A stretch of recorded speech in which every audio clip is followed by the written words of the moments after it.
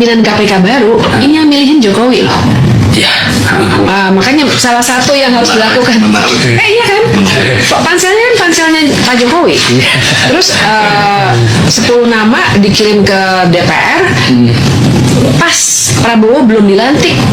Jadi di ujungnya Jokowi banget. Jadi ini orangnya Jokowi nih. Jadi salah satu cara menurut saya kalau misalnya Prabowo ingin membuktikan saya punya bayangan nih gimana ke depannya pemberantasan korupsi, harusnya tuh partainya di DPR tolak semuanya 10 calon itu yang udah KPK yang bersikap pasif terhadap kasus dugaan korupsi Joko Widodo telah menguatkan asumsi yang kuat bahwa KPK bekerja untuk kepentingan menyelamatkan uang negara, bahwa KPK bekerja bukan untuk kepentingan menyelamatkan uang negara, tetapi demi kepentingan menyelamatkan penguasa, mantan penguasa, dan bahkan oligarki di lingkaran kekuasaan. Empat, belum adanya laporan masyarakat seperti yang diungkapkan KPK adalah tidak benar. Sebab kawan kami aktivis bulan 98 tadi sudah disebutkan tahun 2022 dan 2023 yang 4 yang lalu telah pernah melaporkan dugaan KKN dan tindak pidana pencucian uang yang dilakukan oleh keluarga Joko Widodo ke KPK pada tanggal 10 Januari 2022 dan laporan dugaan gratifikasi dan atau suap berupa penggunaan jet pribadi mewah oleh putranya yang bernama Kaisang. Selain itu, ada juga laporan dari TPDI pada tanggal 23 Oktober 2024. Disebutkan pula bahwa dalam persidangan mantan Gubernur Maluku Utara juga muncul istilah blok Medan yang disinyalir terkait dengan keluarga Joko Widodo. Jadi, KPK minta laporan seperti apa lagi padahal sudah banyak yang melaporkan Joko Widodo dan keluarganya khususnya kepada KPK. Maka dan oleh karena itulah kami dari Eksponen 98 yang tergabung dalam Urani 98 yang memiliki tanggung jawab moral dan konstitusional pada sejarah reformasi 98 mendesak KPK untuk segera memeriksa harta kekayaan Joko Widodo beserta kekayaan keluarganya, istrinya, anak-anaknya, menantunya, dan saudara-saudaranya dalam 10 tahun terakhir. Sebab rilis posisi Ardi itu dengan tegas mensiratkan banyaknya warga negara Indonesia dan dunia yang memberi perhatian atas seluk-beluk dan asal-usul kekayaan Joko Widodo dan keluarganya yang sangat fantastis. Demikian desakan ini kami sampaikan kepada KPK agar KPK segera menindaklanjuti tuntutan ini untuk memanggil saudara Joko Widodo, putra-putrinya dan atau menantunya untuk dimintai keterangan tentang asal-usul kekayaannya yang segera ditingkatkan ke tahap penyidik. Jakarta, 7 Januari 2004, hormat kami, Urani 98, Rai Rangkuti, Ubaidillah Batu, Mbai, Ahmad Wakil, Toro, Antonius Danar, Ali Purwanto, Tejo Asmoro, Bowo Santoso, dan nama-nama lain yang sempat kami masukkan dalam ini. Terakhir yang kami sampaikan itu adalah adanya perdebatan soal mana buktinya itu ditantang oleh Pak Jokowi pun juga ditantang oleh KPK. Perlu kami sampaikan bahwa tidak ada satupun di dunia ini yang bisa membuktikan bahwa Pak Jokowi dan keluarganya itu telah melakukan tindak pidana korupsi. Sebab bukti itu hanya bisa ditetapkan oleh penyidik, bukan oleh warga negara biasa seperti kami. Yang bisa disampaikan itu kami menyampaikan data. Tergantung penyidik apakah data itu dianggap menjadi bukti yang sah untuk meningkatkannya ke tahap proses penyidikan atau tidak. Oleh karena itu, jangan lagi sekali-kali kita ini ombang-ambingkan dengan istilah mana buktinya. Gak ada buktinya, yang ada adalah datanya. Kalau ditanya ada datanya, sudah kita serahkan dulu tahun 2022 ke KPK, 2004 lalu ke KPK, baik oleh Urani 98 maupun oleh organisasi masyarakat yang lain. Tinggal penyidik di KPK sekarang berani nggak untuk menetapkan data-data yang diserahkan itu sebagai bukti awal dugaan terjadinya pelanggaran pidana terkait dengan suap, korupsi, dan sebagainya yang menyangkut keluarga Pak Jokowi.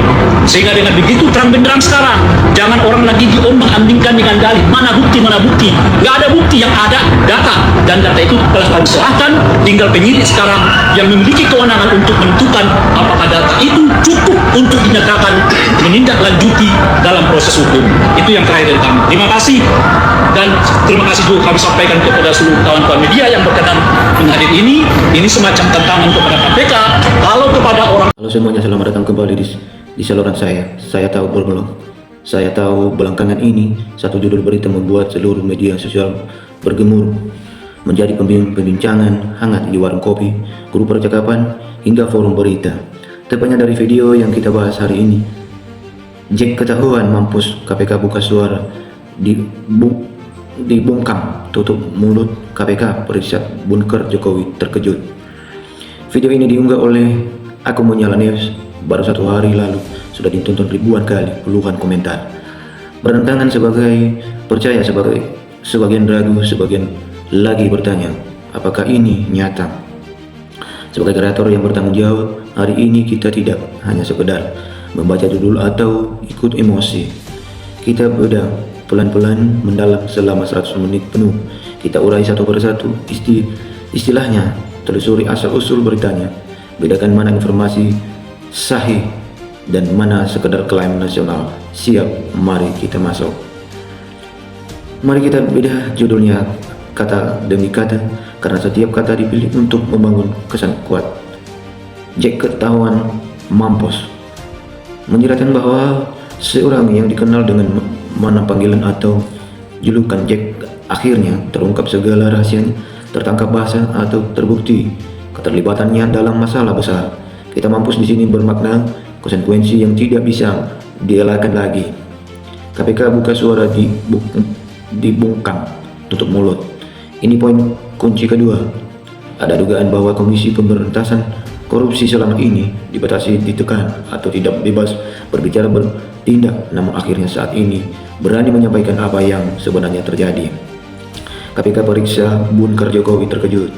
Ini kelam yang paling mengejutkan. Disebutkan KPK melakukan pemeriksaan terhadap sebuah bangunan atau ruang rahasia yang disebut bunker terkait tokoh bernama Jokowi, dan hasilnya membuat pihak memeriksa pun terkejut. Pernyataan apakah ini peristiwa resmi yang diumumkan negara atau narasi yang dibangun dari dugaan, desas-desus, dan spekulasi? Kita harus ingat judul yang sangat dramatis seringkali buat untuk memancing perhatian, belum tentu sepenuhnya mewakili fakta yang terverifikasi. Siapa sebenarnya yang dimaksud dengan Jack dalam narasi ini? Dalam percakapan politik dan hukum belakangan ini, nama ini sering dikaitkan dengan tokoh yang memiliki akses dekat ke lingkaran kekuasaan, pernah muncul dalam berbagai diskusi tentang penanganan kasus korupsi besar dan sering menjadi sasaran tuduhan memengaruhi jalannya pemeriksaan. Kita perlu melihat secara singkat. Sudah berbulan-bulan bermunculan pendapat yang menyatakan bahwa KPK sebagai lembaga anti korupsi seringkali memenuhi jalan buntu, mendapat tekanan dari berbagai arah. Ada hal-hal yang sengaja ditutup-tutupi. Banyak pihak bertanya, mengapa beberapa kasus besar berhenti di tengah jalan? Mengapa penjabat tertentu seolah kebal? Inilah akar kalimat KPK dibungkam. Itu bukan pernyataan hari ini saja, melainkan akumulasi kecurigaan publik sudah lama terpendam. Namun apakah kita punya bukti sahih, surat resmi atau pengakuan tertulis mengenai penekanan tersebut? Atau ini kesimpulan yang dibangun dari berbagai dugaan dan pengamatan? Sekarang kita masuk ke bagian paling sensasional, bunker Jokowi. Ini yang membuat orang terkejut dan menyebarkan berita ini cepat sekali. Kita harus jujur dengan objektif, berdasarkan penelusuran mendalam dari lembaga pemeriksaan fakta resmi, kepolisian, serta media berwenang. Klaim adanya bunker rahasia yang diperiksa KPK dengan hasil mengejutkan. Sejauh ini tidak ada rilis resmi yang mengonfirmasi hal tersebut. Ada serupa kasus yang memang benar terjadi, penemuan bunker dan brankas rahasia di kediaman mantan penjabat tinggi Febrie Adriansyah yang disidik Kejaksaan Agung dan di supervisi KPK. Di sana ditemukan uang dan aset dalam jumlah besar. Ini fakta terbukti. Namun narasi kemudian diperluaskan dan dikaitkan dengan tokoh lain tanpa bukti. Banyak versi video serupa ternyata buat menggunakan teknologi kecerdasan pembuatan AI deepfake, berisi rekayasa gambar dan narasi yang tidak berdasar. Pihak berwenang seperti Polri dan Mafindo sudah mengingatkan berita bunker berisi triliunan rupiah yang dikaitkan dengan tokoh tertentu adalah hoaks dan disinformasi. Jadi video yang kita bahas menggabungkan unsur peristiwa nyata, penanganan kasus bunker Fabrie Adriansyah dengan spekulasi yang belum terbukti dan klaim nasional tanpa dasar hukum yang jelas. Bagaimana sikap KPK sebenarnya? Apakah mereka benar-benar dibungkam?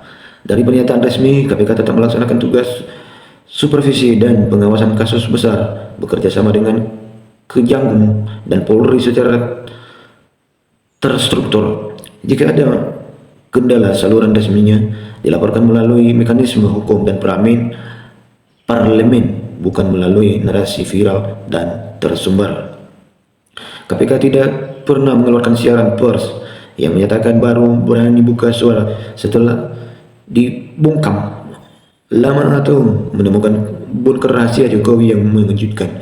Lembaga ini selalu mengimbau masyarakat hanya mengacu pada informasi yang berasal dari kanal resmi, situs web, akun media sosial, verifikasi, dan konferensi resmi.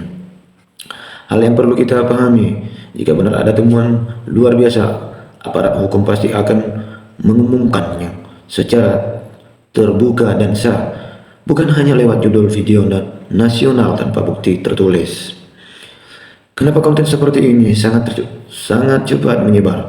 Jawaban sederhana, mengangkat masalah yang sangat diharapkan masyarakat, keinginan keadilan, pengungkapan kebenaran, harapan agar korupsi besar-besaran terberantas. Judul yang emosional langsung menyentuh perasaan, memicu rasa ingin tahu dan kemarahan. Namun risikonya besar, membuat masyarakat bingung membedakan mana fakta mana fiksi, merusak citra lembaga penegak hukum jika tidak didukung bukti, menjadi alat provokasi yang memecah belah, melanggar hukum jika menyebarkan berita bohong dan pencemaran nama baik. Sebagai kreator dan konten warga negara yang baik, kita punya tanggung jawab. Jangan ikut menyebar sebelum memeriksa sumber ternyata. Apakah ini ada rilis resmi? Apakah bukti tertulis? Apakah sumbernya terpercaya? Teman-teman, mari kita ragung. Video ini berjudul sangat kuat dan sensasional. Sebagai narasi bangun dari kecurigaan publik dan peristiwa lain yang relevan, klaim utama soal bunker dan pembungkaman KPK belum terkonfirmasi secara resmi. Banyak elemen yang masuk kategori disinformasi atau hoax. Kita harus cerdas, teliti, dan mengutamakan sumber kredibel sebelum berpendapat atau menyebarkan. Itulah pembahasan lengkap kita selama 100 menit hari ini. Saya hadirkan ini bukan untuk kebenaran, untuk membenarkan atau menyalahkan sepihak tapi supaya kita semua mendapat gambaran yang utuh dan berhati-hati. Kalau ada yang ingin ditanyakan atau didiskusikan, silakan tulis di kolom komentar. Saya siap membacanya dan merespon dengan bijak. Jangan lupa like dan bagikan saluran ini agar kita semua makin cerdas memilah berita. Sampai jumpa pembahasan berikut. Tetap waspada, tetap berakal. Tambahan, saran, mendata, dan cek fakta ungguan. Dibongkar KPK dibangun dan bunker Jokowi terkejut. Apakah fakta sebenarnya? Analisis lengkap 100 menit. Video ini mengupas tuntas konten viral berjudul Jak ketahuan mampus. KPK buka suara dibungkam, tutup mulut. KPK periksa bunker Jokowi terkejut. Kita bedah mendalam selama 100 menit apa yang benar, apa yang sekadar klaim, cek fakta resmi, peringatan hoaks, dan sikap KPK yang sesungguhnya. Harap bijak menyikapi informasi, selalu utamakan sumber resmi dan terpercaya. Sumber rujukan Polri, Go.id, Mavindo, KPK, Go.id, media berita terverifikasi. Apakah kamu ingin saya buatkan juga daftar poncek fakta ringkas untuk ditampilkan sebagai teks layar atau kartu info di videomu supaya lebih jelas bagi penonton? Sampai di sini penjelasan video ini. Sampai jumpa di video berikutnya. Terima kasih.